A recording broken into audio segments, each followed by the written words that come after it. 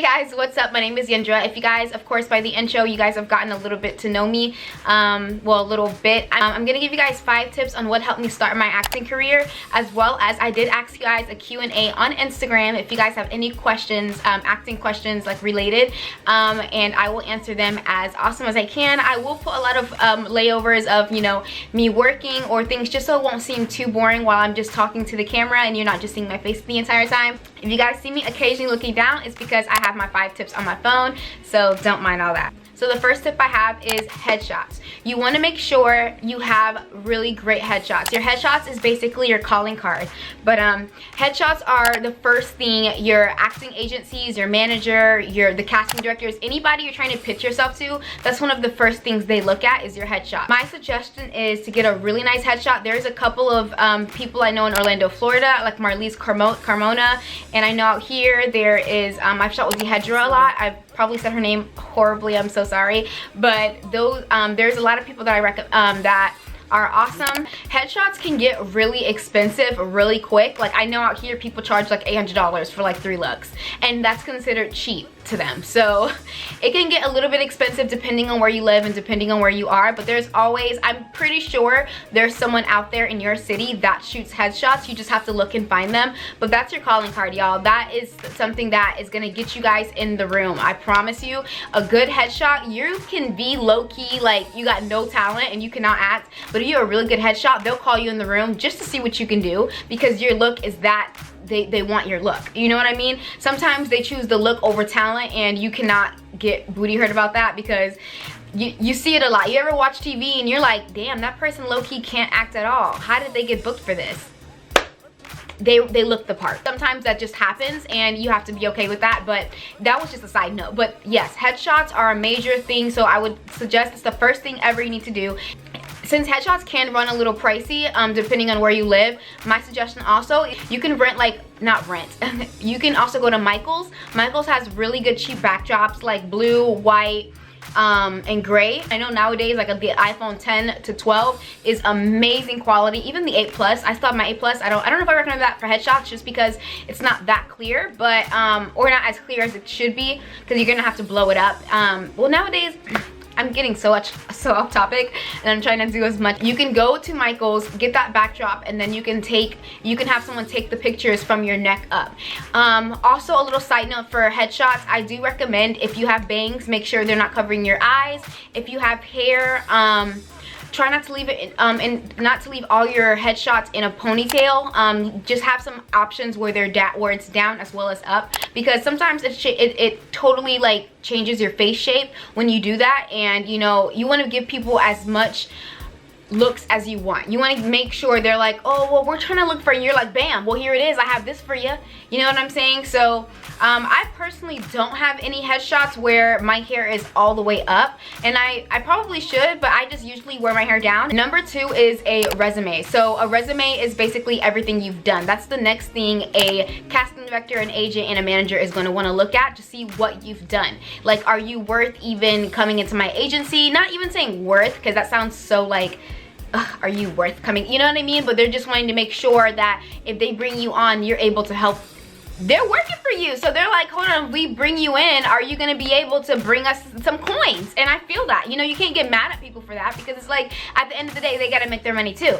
So my biggest suggestion is, yes, build up your resume. Definitely say start with theater. Theater is a really big thing. I know when I started, I was like 5 years old when I first started acting, and I fell in love with it, and it sounds so cliche, but honestly, guys, I love that. I signed up to do this play, and I just fell in love with it. So yeah, I would definitely say theater, and there should be like a lot of theater, well, because of COVID right now, you know, things are a little bit in shambles, so I would say try to find acting classes to put on your resumes. And of course, depending on where you are, a lot of places are shut down. I don't recommend going to actual classes right now just because stay safe. So there's a lot of classes on Zoom. I know just be careful because a lot of the times they'll lie to you and just try and get your money and say, oh, so-and-so is going to be at this workshop, or so-and-so from this show, or so-and-so from this show is going to be here, and you're going to fall for it like I did a couple of times back in middle school, and you're going to get sad because they're not going to show up, and these people aren't going to teach you anything, and they're going to just jack your money, and you're basically stuck with the same information you had when you walked into the classroom, and that's not fair. So just do a lot of research on workshops, but definitely I would suggest theater. I would suggest doing homework, just doing homework on your favorite actors, on your favorite TV shows, really getting to know them. If you guys know me, you know that I used to post videos on YouTube of me doing monologues, and that was just something I love to do, because I was like, why not put that's a platform to put your work out there, so why not? Why are you not using that? You know what I mean? Number 3, I highly suggest, if you are an actor, why is your page on private? Your social medias, I don't understand that, just because casting directors nowadays, they look you up. I promise you, if you're auditioning for a role, they're most likely going to look you up. If you're getting callbacks, and if you're getting callbacks, if you're getting pins, if you're getting to the point where they're doing test shoots, and you're doing camera tests, they're looking you up, and if they can't find any information on you, that looks a little, you know, like I don't really know. I suggest getting yourself on brand and also taking yourself off private. And if you want, get like a Finsta for like just your friends. But I definitely recommend, if you're trying to be an actor, to have an open page, because they want to be able to know that they can, sell is not the right word, they want to know that they can be able to promote you. Like you're you know, like you're gonna be the face of this show, or you're a brand of this show, so they need to know that you're marketable, you know what I mean? So I definitely recommend getting your stuff off private, because I feel like that's like a little red flag to casting directors. So, and I've had other casting directors say that, and you know, let me know that. So I mean, I've never had my stuff on private, but I've seen casting directors say, if you're an actor, why is your stuff on private? So that's just a little. So the next thing is know your type. So basically, a type is basically what you're categorized as, you know, in the acting world. So when I was younger, I used to be like, I can play anything, like I can play whatever I want. And the truth is, Yindra, no the hell I couldn't, because I cannot play a 60-year-old lady. I cannot play a 45-year-old lady. My age range right now is literally like 14 to, I will say, 19. That's literally all I've been getting sent out for, and I've just booked from 13 to 17. Those are the age ranges that I've only booked. So I cannot play everything, and you need to know that. You know what I mean, as an actor. And your type is basically what you see yourself, like how you see yourself. So my goal is to play like this badass lawyer, you know, like Annalise Keating, Olivia Pope. Like I would love a role like that, but I know because of the way I look, it's just not, you know, it's far from my reach right now. And that's okay, because boom, jeans, you know what I'm saying? So we're good, but I'm just saying, like, you can't play everything, and that's okay, but you need to know what you need to know your type. And the ways to find your type, I suggest doing a lot of shows. So if you're watching shows and you're like, I can see myself playing that, or I can see myself doing that, and you start to pick it up. You start to know if you're comedy or you're more dramatic. Are you the runaway teen? Are you this you know, like, oh my god, the mean girl? Are you know what I mean? You start, just find your type. And I can't tell you exactly what your type is, but but you'll start to pick it up. And especially like once your agents and stuff start sending you out on auditions, you'll start to pick it up. You'll start to know like what casting directors want to see from you, because you'll be able to see like, okay, this is what they want. And of course every character is different, but I'm talking about as far as like type. Like my type is, I play a lot of young roles. The most recent role I booked was on Grey's Anatomy in Station 19, where I played a 13-year-old girl.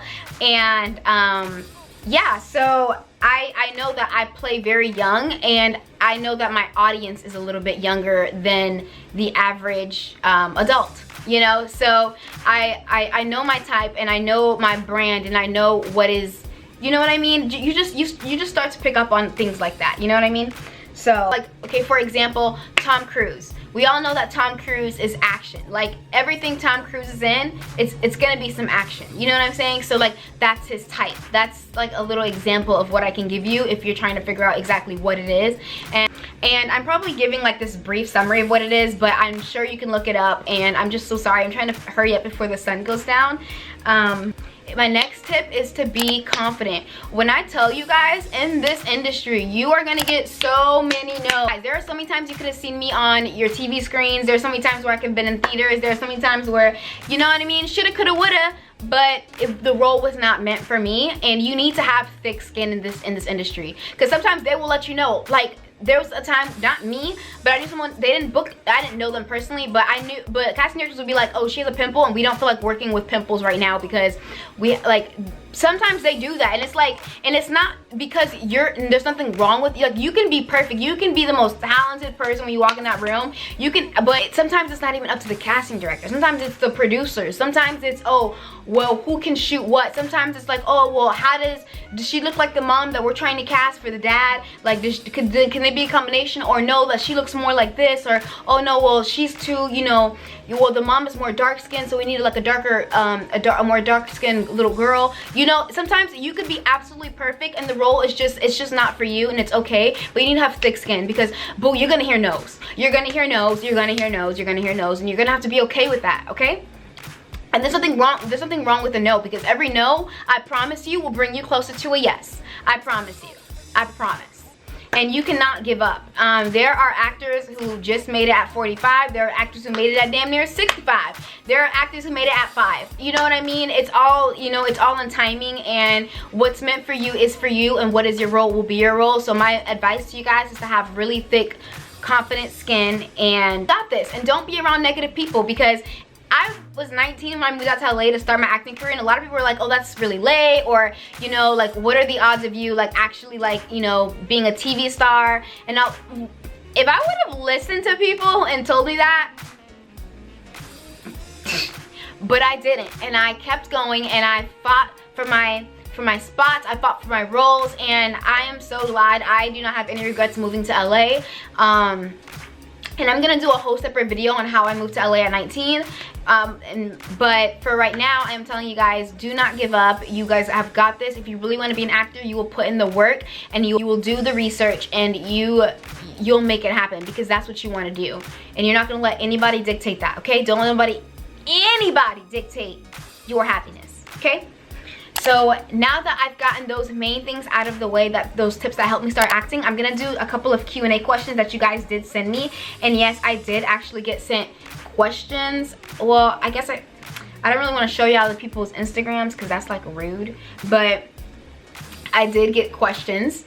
So we're gonna just go through a couple of them, just so y'all can get like a little, you know what I mean?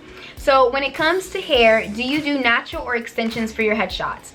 I have had extensions in a lot of my headshots. If I want my hair a little longer, that's just what I go for as far as my type, as far as what I want to, how I see myself when I am acting. But I've gotten booked plenty of times with my natural hair, so it's all up to you. But I have had extensions in my headshots, or weave, you know. Is modeling a good job? I'm answering acting questions, but modeling is an awesome job. Like, you sitting there taking pictures, and it seems like, okay, you're not sitting there taking pictures, because that are models, they work long hours, long ass hours, just like actors. How do you feel about portrayal of black roles in popular films such as The Black Best Friend? So my thing about The Best Friend is it's annoying. It's really annoying, because it's a fine line between I really want to get this role and damn, like, I just got tokened. You know what I mean? It's a very fine line as a black woman in this industry, and a part of you wants to take it because it's like, this is an opportunity, but a part of you is like, damn, I know I probably got this because I'm the token black girl in this film. And that's gonna happen, and unfortunately it happens more often than you think, and it's on you. It's totally up to you to whether or not you want to take that role. How I feel about it sucks, it's annoying. We are getting better at more diversity and having the black woman be the lead.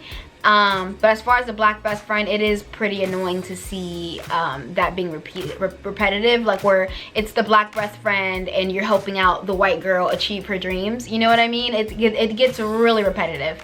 So yeah. What is your height? I am 5'1". Yeah, I'm pretty small. Who brings your script to set, and have you ever forgotten a line? Yes, I've totally forgotten we would have sides, and sides is basically what we're shooting. It would be the lines that we're shooting that day in the scenes, and like the breakdowns and everything. So usually I would hide it in our like my pocket, or I'd stuff it in a locker, or I'd put it like under like the pillow. But COVID recently has like made people not want to bring scripts to set because they don't want to like touch anybody else's script just for safety reasons. So a lot of times it's like, you better come ready, you better come with your script ready.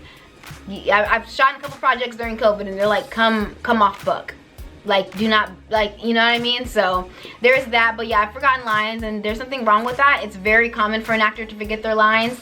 If it happens a lot, you know, you might have a little problem with the director, but I would say like, yeah, just it's you're fine. You're like, actors forget their lines. It happens all the time. You see bloopers, like it happens all the time, and I've forgotten my lines a couple of times before, and it's just so nerve-wracking sometimes, like especially when I'm on a show for the first time, and you know, it's a really big show like Grey's Anatomy. Like I was so nervous to be on that show because of just the name of it, you know what I mean? It's such a big show and so many people watch it, so I was a little nervous, but eventually I got the lines right, and yeah, so that was that. Do you get to read the script before the table read? Yes. They don't really, unless it's like a super like this show cannot get out, like Game of Thrones type mess. They usually send your script out beforehand, and even then usually the leads get their script beforehand as well, and and guest stars too. It just depends on the show, but 9 times out of 10, yes, you get your script beforehand and you're able to read it, and then when you get to the table read, I know nowadays they do table reads over Zoom. Before it was like you know, you go to the studios and you all go to the room and you read it and stuff like that. So there's that. But okay, my camera just shut off on me for some odd reason. Do you bring your phone on set, and where do you put it when filming? I turn my phone off when I hear rolling because I get so scared. I will not be that girl where my phone goes off during filming. I refuse. And my phone is broken to the point where it doesn't go, it's like it's either on vibrate or it's on sound, but I cannot put it on silent, so I just automatically just turn my phone off too. I need to get that fixed. But yeah, I usually put it like in my pants, in my shirt, if I'm laying down. Like I know like in Station 19 and in Grey's, a lot of the time I was like laying down like on the bed, so I would put it under me or like under my shirt. There's all kind of places you can put it, just as long as they can't see it when they're filming, because continuity purposes, and they will, that's not cool. So do you have any tips for uprising actresses? Love your acting so much. Thank you so much. That sounded really corny, but thank you. And my tip, the tips I gave you basically earlier, and just, you know, be confident, and just keep going, and don't and do your research. Do a lot of research, because everybody's journey is completely different. So definitely do your research. Dream TV show to work on. My dream TV show to work on, oh, that's really hard right now. I really love Lovecraft Country, and I loved Handmaid's Tale. Right now, those two, oh my gosh, and The Wilds. I started watching The Wilds on Amazon Prime. So good. So good, so good, so good, so good. But yes, definitely like The Wilds, Handmaid's Tale, Lovecraft Country. What else? Of course, all the shows that I'm watching right now completely blanked out of my head just because y'all just asked me that question, but yes. Oh, and Snowfall. I really like Snowfall. Advice on signing with an agent in LA during the pandemic.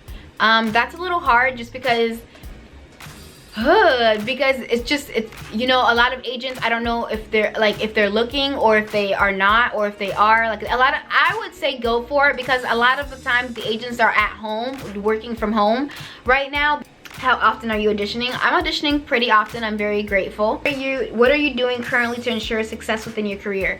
I keep myself working at all times. I'm always working. I've shot I've worked on 3 short films under WaterWave Productions, my production company, and I'm currently shooting a new short that I just shot for the first time. I can keep myself in that mindset, especially during COVID when the pandemic first happened.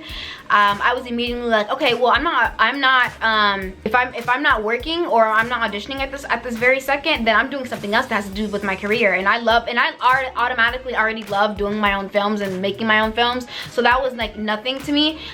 So in between like auditioning and actually working, I was creating my own work as well, because boo, who's gonna write, you know, why wait on your perfect role when you can write it for yourself? Feel me? So there's that. A picture of your self-tape setup. This is how my self-tape setup looks. I am gonna mute it just so I don't, because you know, copyright and all that stuff. But usually I have a blue wall. You can do blue or gray, preferably from casting directors, for my self-tapes. And self-tapes is basically when you have to audition. Instead of going to the studio, you do it from your house, and they're doing that a lot nowadays because of COVID. And I have a setup where I have three thumbtacks. I have an actual like wallpaper holder, but it's just like annoying putting it up and taking it down, putting it up, taking it down all the time. So I have a blue, I got this blue sheet that I got from Michael's. I put 3 thumbtacks on the top of it. I have 2 lights that I got from Amazon. Put that on, put my tripod, get my camera, and record myself, and then I send off my tape. And yeah, so that is basically it, guys. I really hope you guys enjoyed this. I can do a part 2 if y'all want me doing more Q&As, and I really hope this was helpful to you guys. But my advice is to really, guys, just be positive about the entire situation. Do not let this pandemic get to you about wanting to do acting, about changing your mind on acting. If you really want to do it, then do it and go for it, because at the end of the day, this is your life, and you don't want to live a what-if life, okay? My overall advice to you guys is just do not give up, and don't let nobody tell you that you can't do something. So thank you guys so much, and I really appreciate it. I hope this advice was very helpful to you guys, and I can do a part 2 if you guys want. Just go ahead and leave comments down below, and I will speak to you guys all in the next video.